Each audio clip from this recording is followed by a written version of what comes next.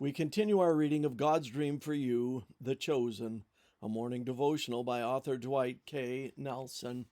Today's reading, October 6, A Wail of a Mobilization, Part 4. Now the Lord spoke to Paul in the night by a vision. Do not be afraid, but speak, and do not keep silent, for I am with you, and no one will attack you to hurt you, for I have many people in this city. Acts 18, 9 and 10. But there's no way I can move to Tokyo or New York or Sao Paulo. I'm stuck here at home, aren't we all? So here are two simple strategies to mobilize yourself for God's cities. Strategy 1. Begin with the city closest to you. It's hardly as exotic as Rio, but it's a city close to home. If God's heart broke for Nineveh and Jerusalem, He has a heart for your city too. As today's text today reminds us, God has many of His people inside our cities. How many is many?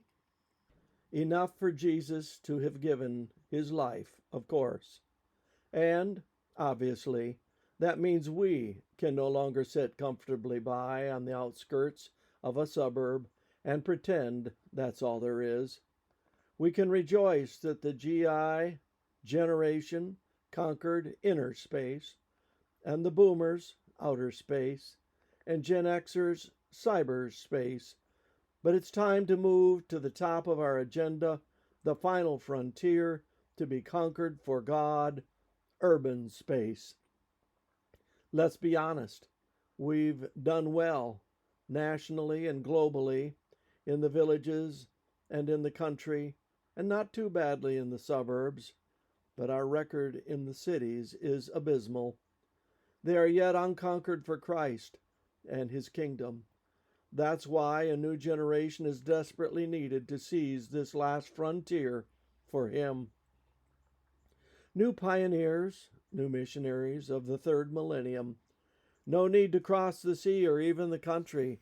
Begin in the city nearest to you. What can we do? For some to be faithful to the God of Jonah's calling will mean transferring membership from a beloved home church to a needy inner city church. For others, it will be the radical vision of planting a brand new church in one of those urban centers. For still others, it will be the organization of teams of volunteers to begin inner city street ministries, praying door to door, starting neighborhood story hours for children. Our university church has embarked on all three of these efforts. The point? We can talk about the great needs of the world's great cities, but if we aren't doing anything to make a difference with the city God has planted us close to, what good is it? So why not call up a friend, another member of your congregation, your pastor, and invite somebody, anybody, to join you in seeking the my people God has in that city of yours. This concludes our reading today of God's Dream for You, The Chosen.